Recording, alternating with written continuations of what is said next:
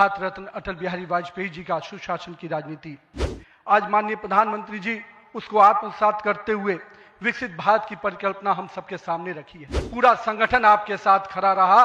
माननीय प्रधानमंत्री जी का जो निर्देश था उसको आपने जिस तरीके से लागू किया वो हम सब कार्यकर्ताओं के लिए अनुकरणीय हुआ। गुजरात की जो भावना जुड़ी है, जो विकास की भावना गुजरात को हमने अपने साथ जोड़ा है, इसके कारण इतने लोग आते हैं। ओरमा ग्रुप, जो सोचता है वो करता है, आपके अपने सपनों का आशियाना।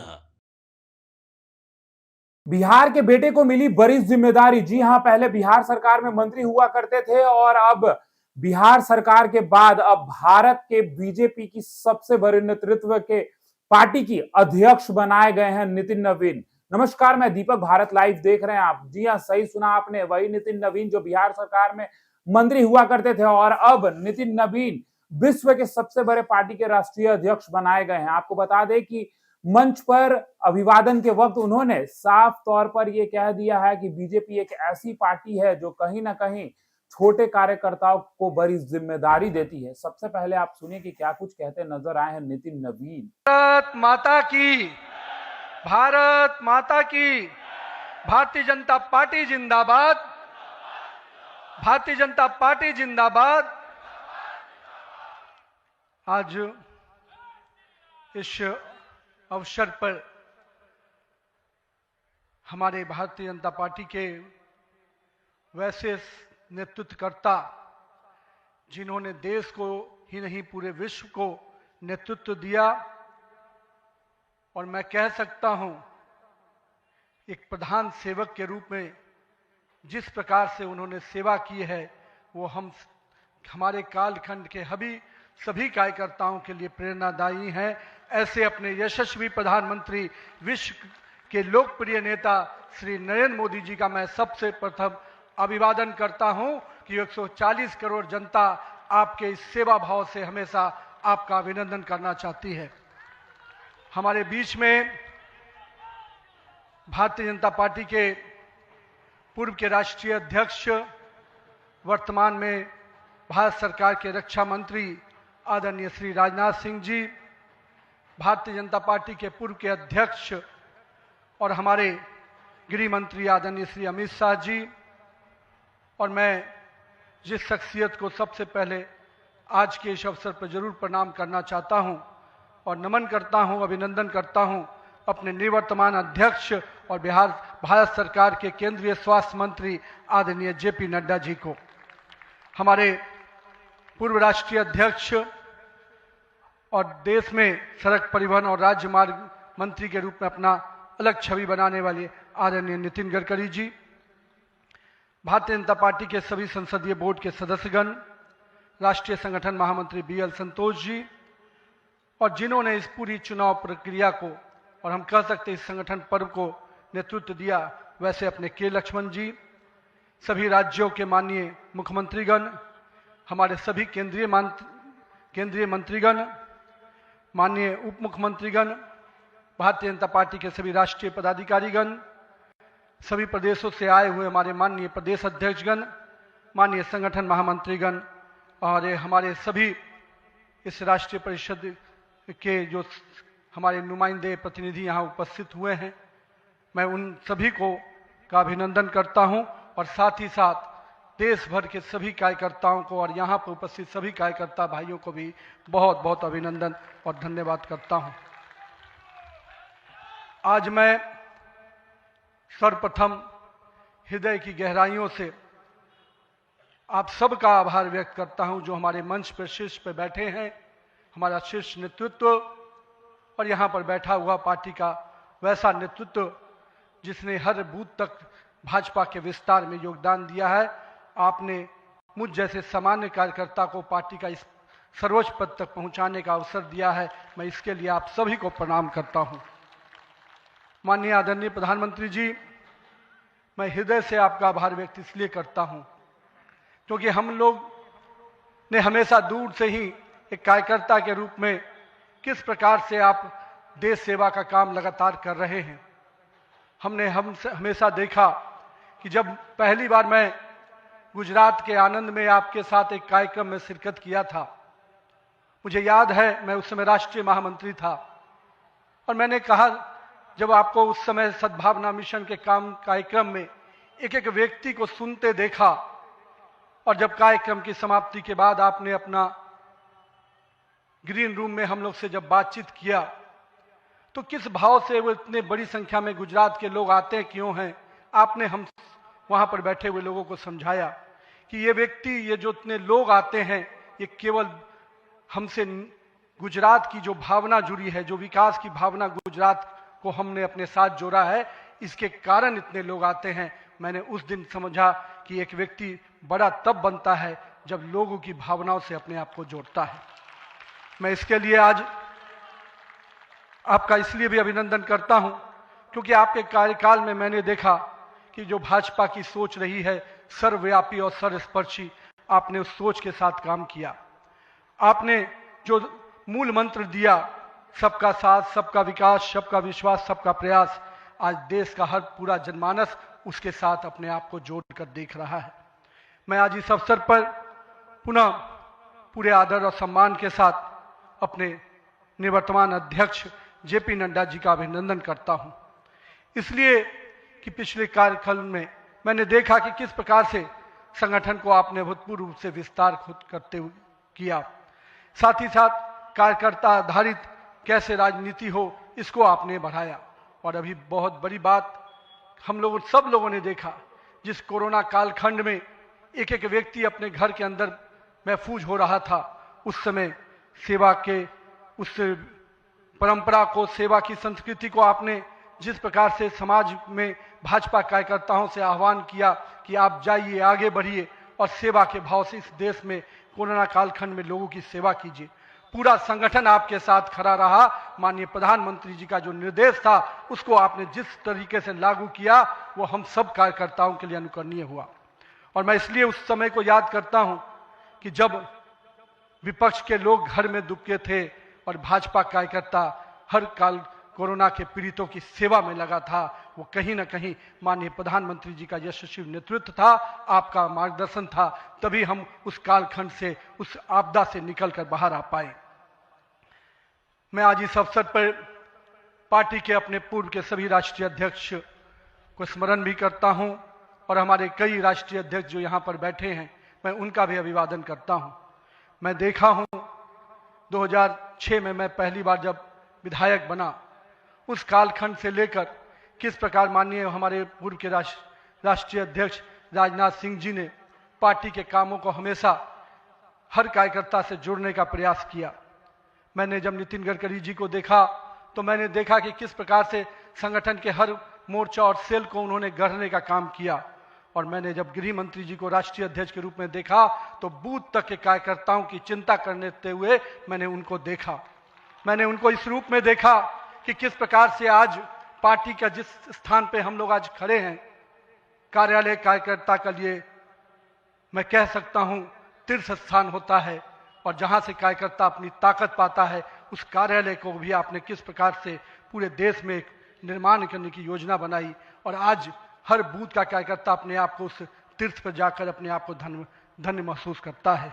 मैं आज अपने पूर्व के सभी राष्ट्रीय अध्यक्षों को इस अवसर पे बहुत बहुत अभिनंदन करता हूं और साथ ही साथ उन सब को स्मरण करते हुए उनका आभार व्यक्त करता हूं कि उन्होंने पार्टी को इस मुकाम तक पहुंचाने में बहुत बड़ा योगदान दिया है। मैं आज नमन करता हूं उन लाखों कार्यकर्ताओं को जिन्होंने पार्टी का संगठन, राष्ट्रवाद के विचार और भारत माता की मान बढ़ाने के लिए अपना जीवन न्यौछावर किया। आज उनकी तपस्या और त्याग ही है का परिणाम है कि आज पार्टी इस ऊंचाई तक पहुंच पाई है। मैं उस भूमि से आता हूं जहां महात्मा बुद्ध, महावीर, चाणक्य, सम्राट अशोक, आर्यभट्ट, गुरु गोविंद सिंह, जेपी, राजेंद्र बाबू और जननायक कर्पूरी ठाकुर की वो भूमि को भी मैं नमन करता हूं, उस पाटलिपुत्रा की भूमि को भी नमन करता हूं। साथ ही साथ इस अवसर पे मैं अपने माता और पिता को भी निश्चित रूप से स्मरण करते हुए उनको नमन करता हूं, क्योंकि कहीं ना कहीं आज मेरे व्यक्तित्व में किसी एक शख्सियत का मैं मानता हूं तो निश्चित रूप से मेरे माता पिता का संस्कार, पार्टी का विचार और कहीं ना कहीं मेरे बड़ों का मार्गदर्शन मुझे यहाँ तक पहुँचाया है और मेरे कार्यकर्ताओं का स्नेह मुझे यहाँ पर पहुँचाया है। आज के दिन मैं अपने क्षेत्र की जनता को भी प्रणाम करता हूँ, जिसने मुझे एक विधायक के रूप में चुना जरूर, पर संगठन ने मुझे जिस प्रकार से गढ़ने का काम किया, आज मैं इसी कारण से उस जनता के आशीर्वाद और पार्टी के मार्गदर्शन के कारण यहाँ तक पहुँच पाया हूँ। आज का क्षण मेरे लिए संकल्प का क्षण है। आज सिर्फ एक पद को धारण नहीं कर रहा हूँ, मैं पार्टी के इस विचार को, परंपराओं को, एक राष्ट्रवादी आंदोलन की जिम्मेदारी को स्वीकार कर रहा हूँ। और मैं इस अवसर पर साथ अपने सभी वरिष्ठ कार्यकर्ताओं को भी प्रणाम करता हूँ। साथियों, हम लोगों ने देखा है श्यामा प्रसाद मुखर्जी जी का प्रखर राष्ट्रवाद किस प्रकार से हमारे हर कार्यकर्ताओं के मन में बसा हुआ है। पंडित दीनदयाल जी के उपाध्याय के अंत्योदय और माननीय स्वर्गीय अपने सदैव भारत रत्न अटल बिहारी वाजपेयी जी का सुशासन की राजनीति, आज माननीय प्रधानमंत्री जी उसको आत्मसात करते हुए विकसित भारत की परिकल्पना हम सबके सामने रखी है। और आज 140 करोड़ भारतवासी अपने आप को इस विकसित भारत के सपने के साथ जोड़कर देश को आगे बढ़ाने में लगा है। मैं इसके लिए तहे दिल से माननीय प्रधानमंत्री जी का आभार व्यक्त करता हूँ। अभी माननीय प्रधानमंत्री जी अपने संबोधन में बता रहे थे किस प्रकार से अंत्योदय की योजनाओं को उन्होंने नीचे उतारा है। जल जीवन मिशन ही नहीं, हम महिलाओं को 11 करोड़ शौचालय की योजना को भी याद करना चाहेंगे। किस प्रकार से महिलाओं का सम्मान बढ़ा, 4 करोड़ लोगों को पक्के मकान मिले, 42 करोड़ लोगों को आयुष्मान भारत, 56 करोड़ लोगों के जनधन खाते खुले। मुझे आज भी याद है जब जनधन खाता खोलाने की बात हो रही थी तो कई लोग देश में, जब हम भाजपा के लोग इसको आगे बढ़ा रहे थे तो लोग हमारा मजाक उड़ा रहे थे। पर मैं आज भी मानता हूं, गरीब के खाते में अगर 1 रुपया दिल्ली से चलता है तो 1 रुपया अगर गरीब के खाते में पहुंच पाता है तो ये कहीं ना कहीं उस जनधन खाते का वरदान के रूप में मैं देखता हूं। मैं आज के दिन माननीय प्रधानमंत्री जी के इस सबके साथ और सबके विकास के इस नारे को फलीभूत होता देख रहा हूं। हम लोगों ने लंबे समय से कुछ नारे को, भाजपा के कार्यकर्ता, हमारे जनसंघ काल के कार्यकर्ता लगातार कुछ नारे को गढ़ते थे। रामलल्ला हम आएंगे, मंदिर वहीं बनाएंगे, जहां हुए बलिदान मुखर्जी वो कश्मीर हमारा है, एक देश में 2 विधान, 2 प्रधान, 2 निशान नहीं चलेगा।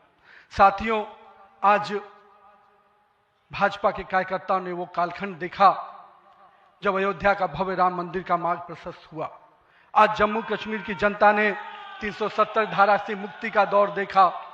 आज सांस्कृतिक व राष्ट्रवाद की विचारें और मजबूत हो रही हैं। साथियों, मुझे याद है अब वो समय जब हम लोग आज श्रीनगर के लाल चौक पर तिरंगा लहराते देखते हैं तो गर्व की अनुभूति होती है। हमने वो दौर भी देखा था जब पाकिस्तान के झंडे लहरा रहे थे और दिल्ली की सरकार बैठकर मौन बैठी थी उस समय, क्योंकि वो समय हम लोगों ने युवा मोर्चा के कालखंड में काम करने का जब मौका मिला था तो हमने देखा था उस समय जब माननीय प्रधानमंत्री जी उस कालखंड से 370 को समाप्ति किए तो कहीं ना कहीं पूरे कश्मीर की फिजा बदली है और आज कश्मीर का लाल चौक तिरंगे से लहराया नहाया नजर आता है। ये परिवर्तन हमारे देश में आया है। साथियों, हम भारतीय जनता पार्टी के उस समान राजनीतिक दल नहीं जिसके लिए हम काम करते हैं, हम उस विचार के साथ काम करते हैं जिस विचार से हम राजनीतिक अभिव्यक्ति के साथ साथ उस नारे के साथ काम करते हैं जहां राष्ट्र प्रथम के नारे, नेशन फर्स्ट, पार्टी नेक्स्ट और सेल्फ लास्ट, माननीय प्रधानमंत्री जी ने इस नारे के साथ हम लोग को जोड़ा है, हमारे नेतृत्वकर्ता ने हमें जोड़ा है और हम सब के लिए ये प्राथमिकता होनी चाहिए कि हम राष्ट्र के आगे रखकर ही अपने कामों को आगे बढ़ाएं। साथियों, हम अपने नेतृत्वकर्ता के संघर्ष और बलिदान से सीखने की आवश्यकता है। ये हम वैसे राजनीतिक दल के लोग हैं जहां राजनीतिक सत्ता नहीं साधना है, राजनीतिक भोग नहीं त्याग है, राजनीतिक ऐशो आराम नहीं तपस्या है, राजनीतिक कोई पदभार नहीं उत्तरदायित्व है।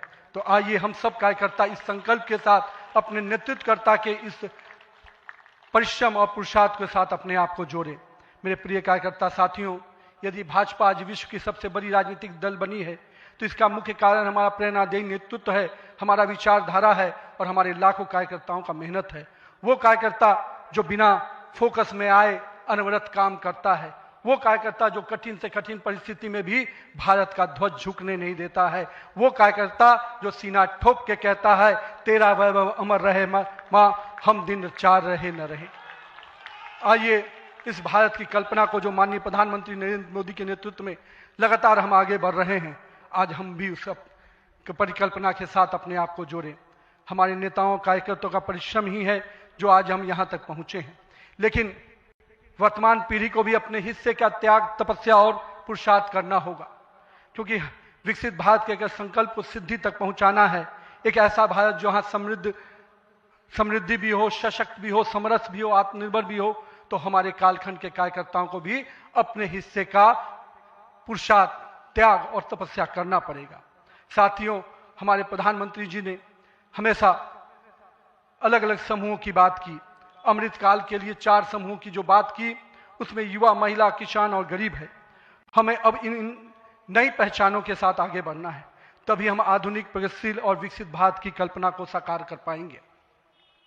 आज 15 अगस्त 2024 के दिन जब माननीय प्रधानमंत्री जी ने आज भी उसकी चर्चा की, और 15 अगस्त 2024 को जब लाल किले की प्राचीर से माननीय प्रधानमंत्री जी ने युवाओं को सार्वजनिक जीवन में आने का आह्वान किया, तो मैं देश के युवाओं से कहना चाहूंगा, राजनीति से दूरी समाधान नहीं, सक्रिय भागीदारी ही समाधान है।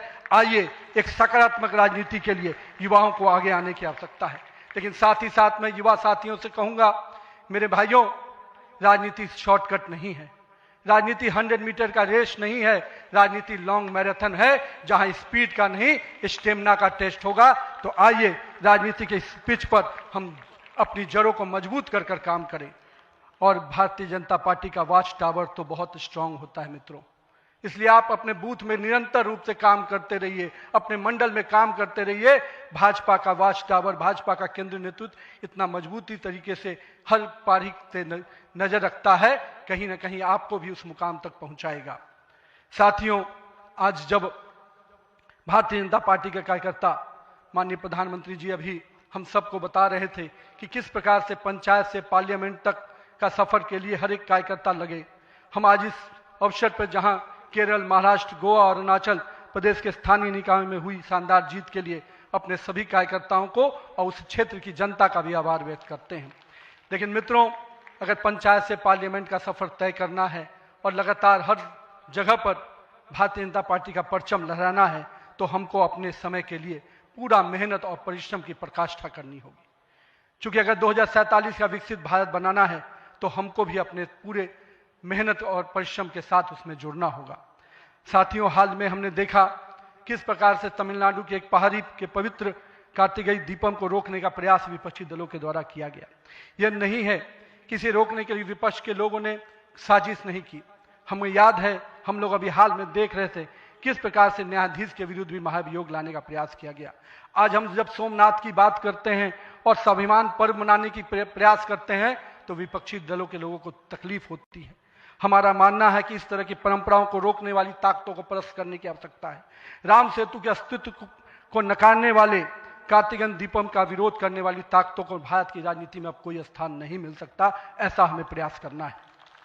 साथियों, अगले कुछ महीने में तमिलनाडु, असम, बंगाल, केरल और पुडुचेरी में चुनाव होने जा रहा है और वहां की डेमोग्राफी की पूरी चर्चा हो रही है। किस प्रकार से बदले हुए डेमोग्राफी में वहां चीजें बदल रही हैं और हमारे लिए अपने आप में एक चुनौती है। लेकिन हम पूरी तरह से आश्वस्त हैं कि भाजपा का कार्यकर्ता अपने संघर्ष और परिश्रम के बल पर इन 5 राज्यों में सशक्त भाजपा का नेतृत्व प्रदान करने जाएगा। और हम हमेशा विश्वास करते हैं कि हमें अपनी आस्थाओं के केंद्र के लिए और सनातन परंपराओं को केंद्र को बचाने की लड़ाई अगर लड़नी है, तो निश्चित रूप से अपने देश को सुरक्षित रखने की लड़ाई लड़नी है, तो इन 5 राज्यों में हमें एक मजबूत ताकत बन के आना है। आज हमारे राष्ट्र की चेतना का उद्घोष का समय वंदे मातरम का 150वीं वर्षगांठ मना रहे हैं। वंदे मातरम का स्मरण आते ही मन में ऊर्जा और उत्साह बढ़ जाता है। हमें पूरा ध्यान में है कि एक एक व्यक्ति जब वंदे मातरम का जय घोष करता है, तो उसके अंदर से जो ऊर्जा आती है, वही ऊर्जा इस देश को आगे बढ़ाने में काम आती है। तो आइए हम सबको मिलकर 150वीं वर्षगांठ को हर जन जन तक पहुंचाएं, हर युवा तक पहुंचाएं, हर महिला तक पहुंचाएं, क्योंकि वंदे मातरम हमारे अंदर का वो विश्वास है जो इस देश के विकास के साथ जुड़ेगा। सत्ता को सेवा का माध्यम बनाते हुए माननीय प्रधानमंत्री जी ने पिछले 25 वर्षों में जिस प्रकार से सरकार के मुखिया के रूप में गुजरात में और अब देश के प्रधानमंत्री के रूप में भारत के विकास में लगातार आप काम कर रहे हैं।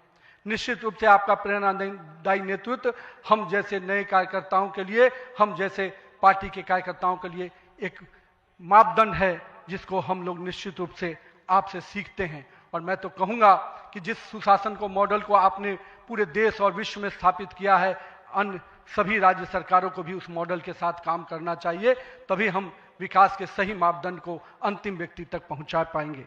आइए हम सब मिलकर विकसित भारत के संकल्प को पूरा करने की भागीदारी सुनिश्चित करें। एक शक्तिशाली गतिमान संगठन के साथ राष्ट्र निर्माण की इस यात्रा को नई ऊंचाइयों तक लेके चले। भारत माता की जय, वंदे मातरम।